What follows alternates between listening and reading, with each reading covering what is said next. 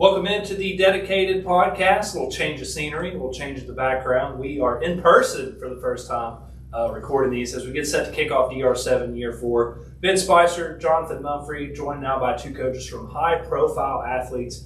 Excited to have you guys here. We've got Coach Bryson and Coach Jeremy joining us, and you guys have come a long way since we've seen you that San Antonio tournament. I think that was your first tournament, if I'm not mistaken, 2 or 3 years ago. Yeah. The growth from then to now has been insane. We were kind of talking before we started recording. You guys have your foot in the grass in Texas now. You've got Hawaii, Arizona, Illinois, I believe. So just talk about the growth of the program and first and foremost how you guys have been, because we need to know that, but then also the growth of HPA as well. Yeah, I think we came a long way. Before we started this, me and Bryce had a plan the first year, and it was to just go big or go home, right? We wanted our brand out there, and we knew the best and quickest way to get a brand out there was playing in the best tournaments. That's why you probably seen us playing every weekend, right? I don't think there was an organization out there that played as much tournaments as we did, right? And we did all of that. There was a purpose behind all of it. So looking back at it now, it's crazy to see how quick we grew and how big we are, And Bryce could probably piggyback off of that. Yeah, I mean, like you said, the biggest brand, you got to stay active, right? You can't say you're the best and you're dicking and dodging, right? Like for us, it's like you want to be the best, you got to beat the best, and part of that is just showing up, right? And you got Jonathan. I believe he got one of the top promotions in regards to the smoke, right? Yeah. And for us, we run into that. We don't run away from it. We run into it. We talk that talk and we back it up. So what was the motivation behind starting up HPA? What kind of led you guys to start things up, and did you imagine that it would grow to the heights that it has gotten to? I think what for us, while we started HPA, 7-on-7 was just starting to get big at that time. It was just starting to grow. I just want to step out on my own and try and create another team in Houston. The more the merrier, right? So, I think it's more so like of a competition, more bragging rights, who runs the city or who, that's the fun of the game though, right? You get to compete and I think that's why we do it, and that's why we're always traveling and playing, right? We actually love doing this, right? This ain't no work to us. This is fun, right? Yeah, and then just for me, I mean, I got three boys, and my oldest boy is 9. When I moved to Houston 5 years ago, I met Jeremy, through a mutual friend. Both of us from Hawaii, just so happened to be in Houston. Yeah, crazy. Just very random. And when I talked to my wife, she's like, why do we put all our time and energy into this organization? We could be taking family vacations. Yeah. I said, this is my vacation. This is where I want to be. This is where I want to spend my time. This is where I want my kids to be. And, we surrounded ourselves with great families. And we just see these kids grow year over year. Iron sharpens iron. Yeah. We live in the gym. We train every day. We actually just opened up our gym last year in Katy. And it's just a family over here, man. We do everything the right way and just train at a high level day in and day out.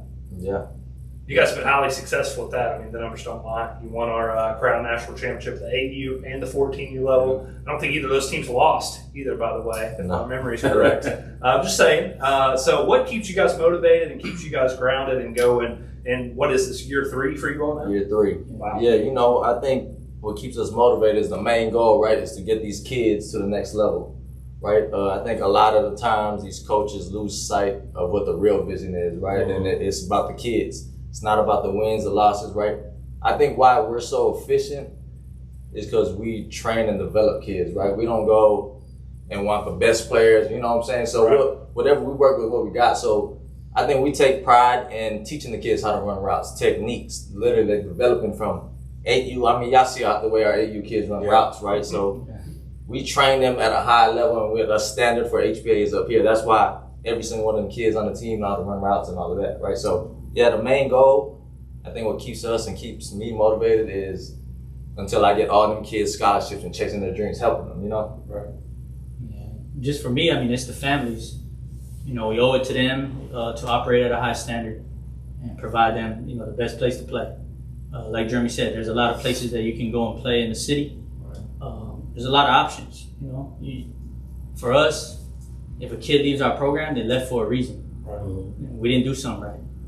It's not personal. It's just we got to make sure that we continue to raise the bar for ourselves, hold ourselves to a high standard, right? And we owe it to our families every single day. Absolutely. I'll let you ask. Yeah, no. I'm stealing your thunder here. No, you're doing great. You're doing great. I've been running my mouth all day. Jeremy, I've just met Bryce. Right. And I've been knowing you for a few years. Yeah. And one of my favorite coaches. I've seen you. So kind of give me a little bit more about, you from Hawaii. How did you get from Hawaii to here? What was your journey like to track here? I know you played a little ball. Right. Kind of give us a little history about that. It's kind of crazy. I'd never really seen myself going to Texas at all, right? I had no Texas schools considered. I was actually going to commit to Oregon or UCLA, but man, when I took my visit to A&M, I just seen, the 12th man is, right? And it was a real thing. So once I experienced it, the hospitality, it's different, right? And I wanted to go somewhere where I could grow, where I don't got family to lean on, something to, help me mature quick. So that's what brought me to Texas. And then I ended up moving back to Houston after, I was with the Rams for a little bit and I played in Canada. And I didn't want to go back to Hawaii just because I know that back home I'm limited on, opportunities and whatnot. So I knew I had a lot of friends in Houston. So that's when I ended up coming to Houston, and that's what started my whole 7-on-7, getting into it with the kids. Right. I always loved the sport of football. I've been doing it since I was young. So that's all I knew. So I knew even though I wasn't playing the game, I knew I wanted to give back or help out in some way, right? Correct. So, yeah. That's usually what happened with us old athletes. Yeah, you still play the game. There you go. So Bryson, same question. As we learned each other, how did you make it to the great state of Texas? Sure, man. It's funny. I started off in California. I was trying to get out of Hawaii. Hawaii is a unique place. It's you got to go there to kind of understand it. Right. But just opportunity. I came out here, had kids at a young age, and ended up in Houston after that. My wife got a job out here, came out here, and met Jerm right away. And it's crazy. It's just family from there, Like we connect right away, just strong roots. Right, absolutely. So kind of share with me, you guys popped on the scene. Yeah. And I'm like, what is HBA? I didn't even know what high profile. I'm like, what is this HBA? I knew Jeremy, didn't know you. And I'm like, okay, who are these guys? You got the swagger, and I'm like, I got a swagger. So we all gonna have, we all stand and start to respect. Kind of give where the name come from. It sounds like you guys had a real good blueprint and a strategy. Kind of give us a little insight, because I want people to know, because some people can come and see you but don't know you, and they can judge you. Right. And this is about, who you are. So what's HPA? Why was the name? Who came up with it? Kind of give us a little history on that. I think that is, because there's always something unique in the name. Yeah, it's very unique. Build it. I see Jeremy got his ice on, and I got to get me some ice now. So I'm like, okay, what's the deal? So. I think.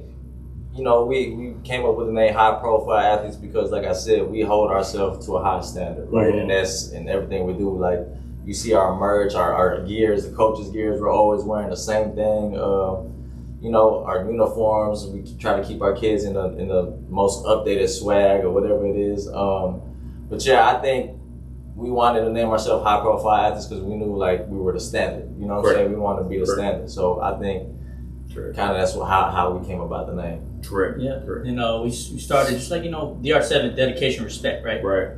Similar way with high profile athletes. We got our 3 C's, right? Yeah. Commitment, character, right? And we just wanted to make sure that we stay true to the core and stay true to that profile, right? That high profile. Right. Like nothing is ever enough, right? And as these kids start getting older and older, right, and the families start getting older and older with the kids, those little things just is what's going to separate you in the end. Right. Well, you guys kind of, and Ben, don't let me keep talking, but you guys talked about Hawaii, and there are some moments that, I think in every man's life, when you see them at a certain point in their life, there's something in your youth that has driven you to be dedicated to what will drive you, and I kind of share a little bit about me and, kind of what's been that moment for you guys, and, either one of you guys can go first, that made you dedicate to who you are today and why you wake up every day and drive like you are. I think for me, it was my mom and my little brother. I wanted to be different. I'm a first generation graduate to go to college. My mom went for 2 years, but to go off to college. In my community, like most people that live on Martin Luther King, you kind of in a little different neighborhood, but you know what?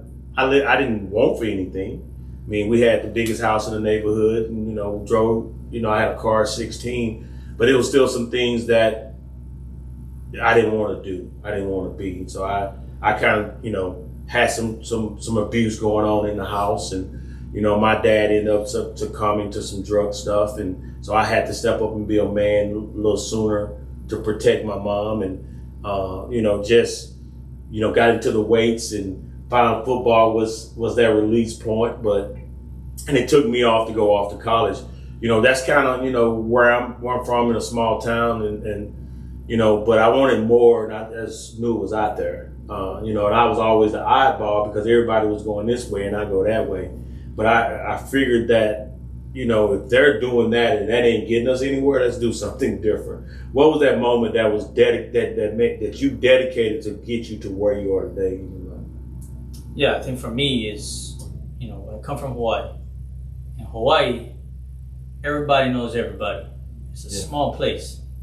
Coming to the States, a lot of my friends, buddies from back home, there's a saying in Hawaii, you come to the States a couple years and you end up going back to the Rock. To the Rock. Right? Because there's no sense of community out here for us, right? Right. Like, we come out here, we're on our own, there's nobody here. Right, environmental shock. Sure. Right. You might not even know your neighbor in these suburbs. Right. Your neighbor might not know you. You might live there for 5 to 10 years. Mm-hmm. Nobody knock on your door. Right. You're just kind of doing your own thing. And so when I came out here, it was important for me to create that community for my family, for my kids, right? And as we started getting rolling year 1 to year 3, I think that's the difference. It's not HBA. Right. It's the families that's in the HBA. And like that is where it hits home, and that's what keeps me going. Right. Yeah, I would say the same thing too. Like us being far away from home, like this is our family. Like HPA is our family. Whenever we need something, we go to our parents. We always know as coaches, our parents got our back. Every time we see it, whenever a kid needs a ride, a parent will step up to the plate, go pick the kid up. Kid can't go to a trip because they ain't got no room and boarding. Parent will step up to the plate and say, hey, they can stay with us, right? So I think knowing that this is a more family-oriented organization for us, it definitely hits closer to home because, like I said, this is our immediate family, right? So, yeah. So basically what you guys did is y'all created your culture. Because I've been to Hawaii a couple of times, your culture, and you just brought it here to the state and built a community. That's it. Yeah. I mean, you see those low pro kids, right? Yeah. Those low pro kids, they go out there, they beat everybody. Yeah. Right. You know what I'm saying? It's a sense of pride. Yeah, absolutely. They play for something bigger. I mean, 5-star, 4-star, whatever, right? Those kids, they're going to come out there and play. Absolutely. And that's the energy we bring, like it's just different. Yep. And I know those kids when they used to be with the Knights. We did a tournament. I did a tournament in 2019 in Hawaii. Okay. And those kids, yeah. When I went over there on the trip, I called Coach. He's like, all my kids were low pro now. So they all throw another one out there. Yeah. We've been trying to talk them up. We're trying to get them to Hawaii. So we definitely are set Hawaii. It's coming. That is nothing but a word. Trust me on that. My kids are ready to go back to Hawaii real quick. But now we love the island, but we understand it's it's just different. I mean, it's just like but the families of love over there. I mean, I call some of those guys right today, and they still pick up the phone. Yeah. And that's just y'all. That's the community. That's the culture. And I definitely understand. That's the way we build our DR Sports is about the community, about the family. We're very protective of our community. We try not to let anybody in that we feel like gonna hurt our families. 100%. And I see that's what you guys do. I love it. I mean, I think it's great that we can get back to community. When I was raised in the '80s and in the '90s, everything was about the neighborhoods. And as you said earlier, Bryce, it's not anymore. You don't know your neighbors. They're not gonna bring. You can't go get no sugar from them. You can't go get that. But yeah, can't go get a egg anymore. But that's what this. I think this world of where we are in with the 7-on-7 model. We all are competitive, but at the end of the day, we're a community. Yeah. And the purpose of us having want you guys today is I want to learn more. But I want everybody to understand, hey, y'all might see the YouTube clips in the IG post, but these are real men that has real lives that are really sacrificing for kids, and they're bringing a value. They're showing something back, into the kids, not just somebody out here. Because, people are quick to judge online. I mean, let's just call it. I know people look at me and they don't know me from Adam, and I'm like, why you don't like me? Oh, you didn't even talk to me. Right. But but that's where we have to begin to pull back the coffers, and and people get to know who you are from a different perspective, because people don't care what you know until they know you care, and that's what you guys are building in your community with HBA. And I've watched. I don't say a lot, but I watch, and you always want to see people with consistency. So I applaud you guys on what y'all have done in a very quick fashion.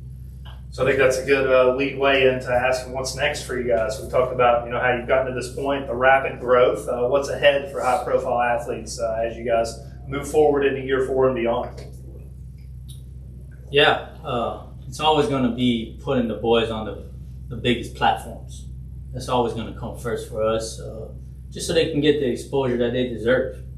And in order to do that, I believe, just like I said earlier, you have to go where the best programs go, the best organizations go.